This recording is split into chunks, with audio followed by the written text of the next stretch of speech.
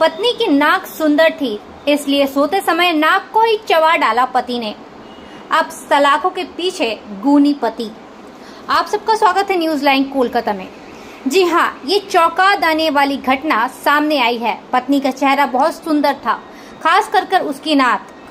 इसी वजह से सोती हुई पत्नी की नाक को चबाकर ही खा गया पति। ये चौंकाने वाली घटना पश्चिम बंगाल के नदिया जिले के शांतिपुर थाना के अंतर्गत 11 नंबर वार्ड के बेरपाड़ा इलाके में घटी है। बेरपाड़ा निवासी बापन शेख की शादी 9 साल पहले मधु खातून से प्रेम विवाहित के जरिए हुई थी। दोनों एक साथ 8 साल की बेटी भी है।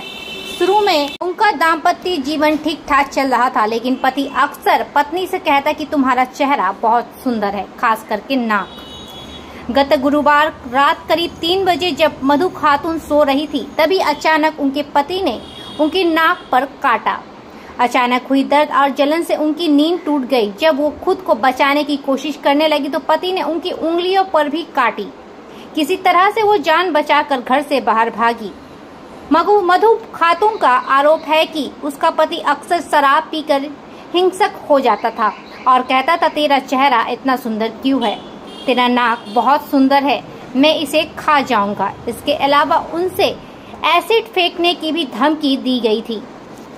इस अमानवीय घटना के बाद मधु खातून ने शांतिपुर थाने में पति बापन शेख के खिलाफ लिखित शिकायत दर्ज करवाई है। शिकायत के आधार पर पुलिस ने आरोपी को गिरफ्तार कर लिया है और आज उसे रानाघाट कोर्ट में पेश किया गया। রাত্রি তখন 3টে বাজে, তখন তো রাতে সবাই ঘুমায়, যে যার ঘরে, আমিও ঘুমাই প্রতিদিনকার মতন। সেদিনকেও রাতে ঘুমিয়েছি। এবার রাত্রে আবার ঘুম ভেঙে গেছে। ঘুম ভেঙে আমি আবার ঘুম ভেঙে আবার মানুষ ঘুমায়, বাইরে থেকে এসে ঘুমাতে যায়। আর ওর দেখি ঘর থেকে চিৎকার আসে। ও ঘর জামাই থাকে, ওর জন্য পাশাপাশি যে চিৎকার আসে, মা তুমি আমাকে বাঁচাও, মা তুমি আমাকে বাঁচাও। আমি যেভাবে মেয়ের গলা দিয়ে, আমি দরজা দেওয়া আছে, দরজা বলছে আমার খোলার পরিস্থিতি নেই মা, আমাকে বাপন চেপে ধরেছে, গলা টিপে ধরেছে মা। মানে ও কথা বলছে, মানে এত কষ্ট হয়েছে।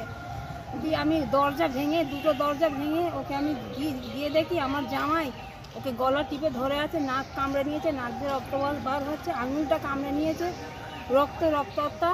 দিয়ে আমি ওকে ছাড়াতে, আমাকে আমার জামাই মারতে যাচ্ছে। দিয়ে আমি ভয় আমার পাশের বাড়ি আমার জায়ের ছেলেকে ডাকি, ও আসে, যে কোনো রকম করে আমার মেয়েটাকে ছাড়াই, তারপর ওকে কামড়ে ধরে, আমার ওই জায়ের ছেলেকে, ওকেও কামড়ে নিয়েছে। দিয়ে কোনো রকম ছাড়িয়ে মেয়েটা মানে আধমরা করেই দিয়েছে। এমনি ও বলেছিল যে তোকে আমার মানে তোর মুখটা, তোর নাকটা আমার খুব সমস্যা হয়। মানে আমার মেয়েটা একটু সুন্দরী, আমার জামাই অতটা নয়। মানে প্রেম করলে, ভালোবাসা করলে যা হয়, কিন্তু এদের আজকে বলে নাই, 9টা বছর বিয়ে হয়েছে, এরা শুধু অশান্তি। আমি ঠেকিয়ে দিই, পাড়ার লোকে আসে ঠেকিয়ে দেয়, এই ঠেকাতে পাড়ার লোকের আমরা কৃতজ্ঞ হয়ে গেছি। তোদের সবসময় অশান্তি হয়, তুই ছেড়ে দে, ওই স্বামী নিয়ে ঘর করিস না। মানে কাজ ও করে, ওর আবার আমাকেও বুঝা দিতে হয়। আমি পরের বাড়ি কাজ করে খাই, আমার স্বামী নেই, ছেলে নেই, পুরো শাশুড়ি নিয়ে থাকি, আমার হার্টের রোগ, আমার অনেক রোগ নিয়ে থাকি। তার সত্ত্বেও এদের অশান্তি হয়, আমি ঠেকিয়ে দিই, পাড়ার লোকে ঠেকিয়ে দিয়ে যে কৃতজ্ঞ হয়ে বলেছে ছেড়ে দে।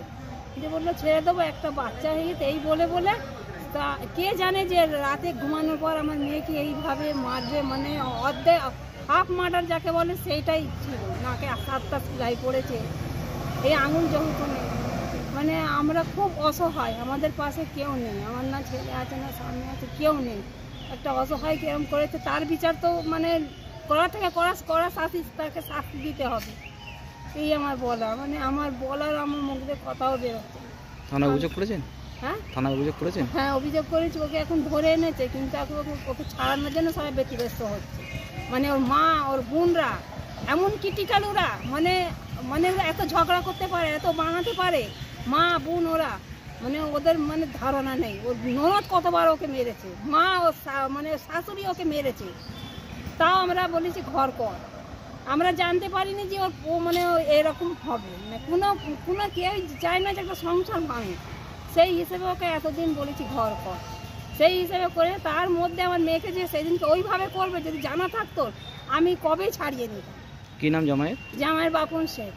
বাড়ি গোপালপুর মেডিটেশন। আপনার নাম? আমার নাম রোশনা বেগম।